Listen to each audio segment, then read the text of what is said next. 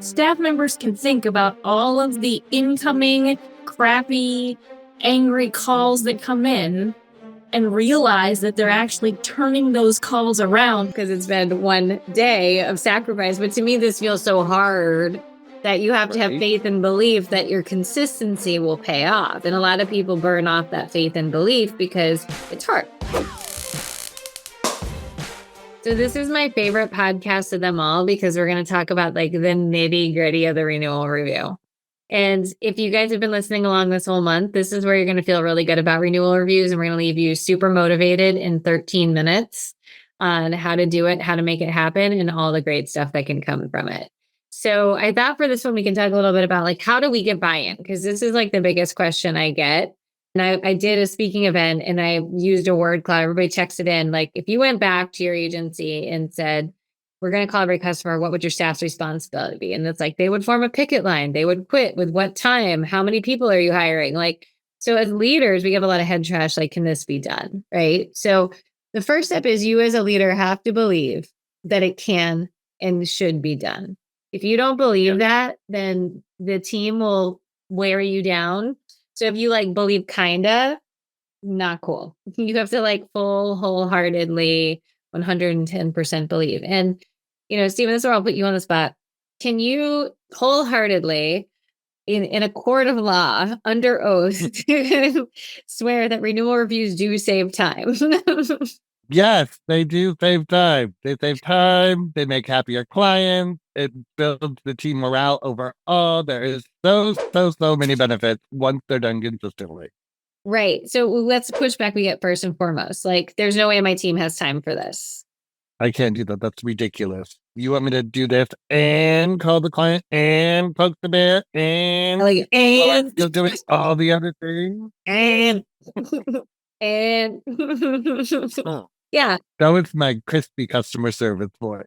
Here's the other funny thing that happens, I think, with the renewal reviews. Like, one of my favorite things when I tell team members, this is like a little secret I give, is I'm like, okay, because like agencies will make me tell them.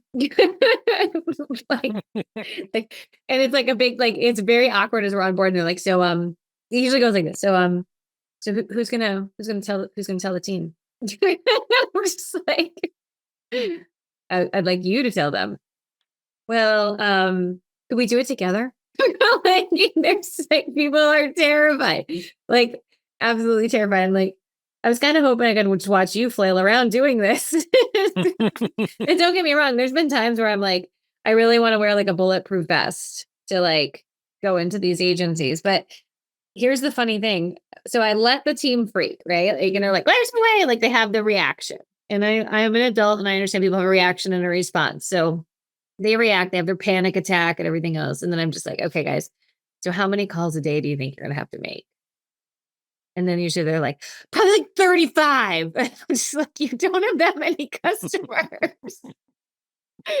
I'm like, if you would make 35 renewal calls a day, like this is the bomb agency because there's like, that's way too many.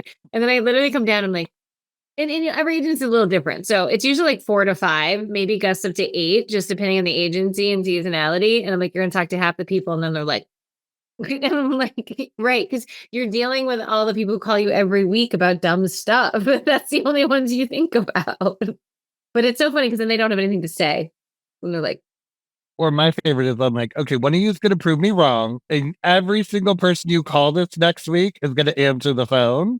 And then one of you, not a single person is going to answer the phone. Guess what? That's still 50% average. And some of them are going to call you no matter what. Right.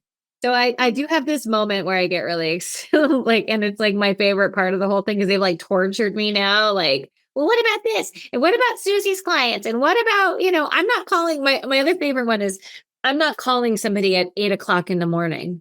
And I'm like, why? It's too early.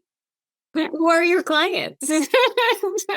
like kids' school starts at like Therese. You had a high school. What time does his school start? It started at like 7:15. So like the kids' school started at 7:15. You know how early that is? Like they require whole people to be educated at 7:15 in the morning. I get up at 4 a.m. every day. Please call me at 8. I've already been up for 4. Yeah, I think you're worried about like the senior citizen. And my grandfather, would get up, he'd have his Cheerios and go back to bed. I go, it's not like that, people. It's not like that, people. So that's one thing. And then I think the other thing that people get worried about, and Therese brought up a good point on our last podcast of, okay, well, what's the scoop? Well, we actually give people a whole form so they're prepared for the call. And then the form is actually broken down so there's like scripts on the actual call, right? Like step 1, step 2, step 3. And we don't talk about price sometimes at all, but if we do, it's at the end. Yeah. And so people are always worried that, and I think I might be a little worried too, like what is the structure of the call? Like you have to have a planned approach. Now, here's the great part.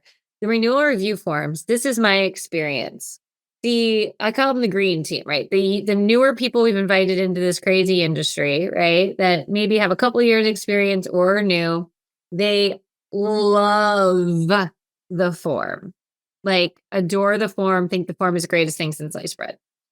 The middle group with like 10 years experience, they're like, it's cool, it's fine. Whatever you need me to do. The OGs can't stand the form. Because they want to do it their way. Yeah, and like I get it to some degree, like they know what they're doing, and so the form takes them into like a different rhythm. But there is no way you remember all the things to say on a renewal call, right? There's just no way. I had one agency that they wanted to put an entire page of notes at the end because somebody wanted to write like a huge narrative of the call at the end. And I was like, but the form has everything the person says as they go. The other thing I will say is sometimes those people struggle a little bit with technology. I'm being very broad-based here. So like the form is smart and it mirrors and it turns red. And so like when they can't figure out like where they save the form to attach it, it like slows them down. So they give a good renewal call. It's the structure part that's a little stuck. So here's what I would tell people, and this is another mind-blowing fact in renewal calls. Your green team should be making them because this allows them to prepare for a phone call versus the phone rings and whatever happens, they got to dive in and deal with. Like they can learn the carrier system, they can learn your system all behind the scenes. Oh, by the way, they start to learn what good coverage is. Staff members can think about all of the incoming, crappy, angry calls that come in and realize that they're actually turning those calls around because those people that they're calling will not have to call in because we're calling outbound to proactively reach them. Then they would have a light bulb moment. Mm-hmm. I agree with that 100%. So the renewal review calls are actually meant to do that. Now, let's talk about like the timeline, right? So we usually recommend that in personal lines you call on download and that commercial lines you call 60 days out.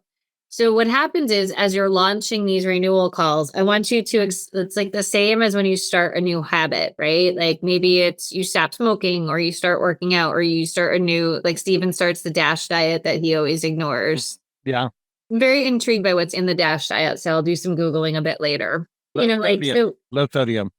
Oh, well, it's probably not bad for anybody. So let's just imagine Steven goes on this DASH diet because he's totally going to do it now because now we're going to hold him accountable in podcast land.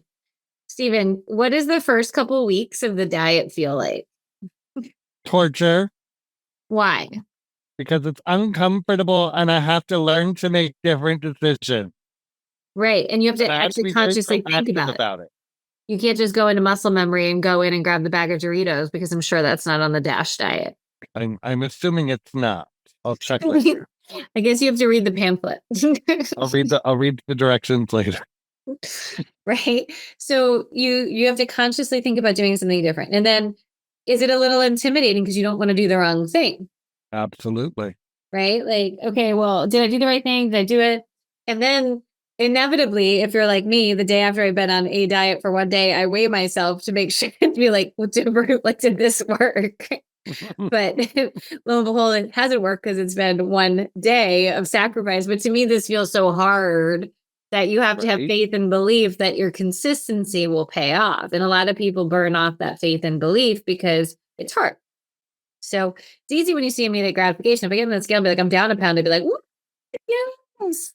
But then 4 or 5 days from now, when I keep weighing myself and I'm not down a pound each day, I'm like, this is garbage. Too bad we can't tell people every renewal call they do, they lose a pound. Ooh, we'd have some other issues, right? but they can eliminate some stress, which helps to lose weight. Ooh, the cortisol levels decrease and make you happy and healthy in the world.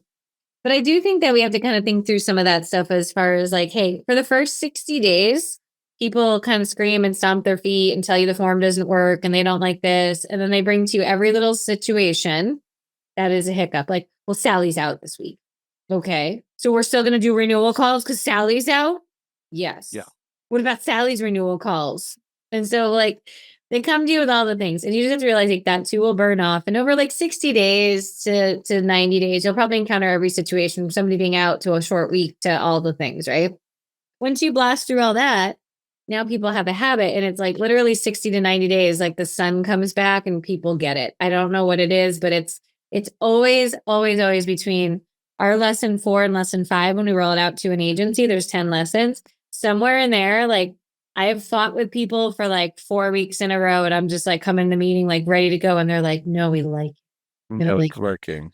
It's like, okay. No, like Or my other favorite is when somebody's out and a client calls back and somebody answers the phone and can do a review for them because the form was completed and saved the file correctly. And then they're like, oh yeah, I just did 2 while Susan was out because the form was already there and it was just easy for me to get it done. I'm like, wait, so we're working as a team now? Well, and the other half is I think what ends up totally happening, which I could see, is people build the confidence in themselves, right? So same thing like diet, working out, starting a new habit, stopping smoking, stopping drinking, whatever it is, right?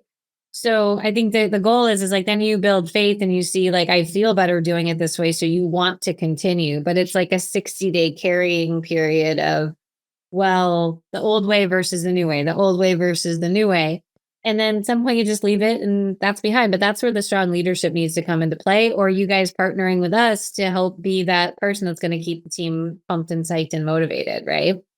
And I think you also have to celebrate a lot of the wins. So please, please, please celebrate the wins with your clients. And the wins are each week. And we tell people this a lot.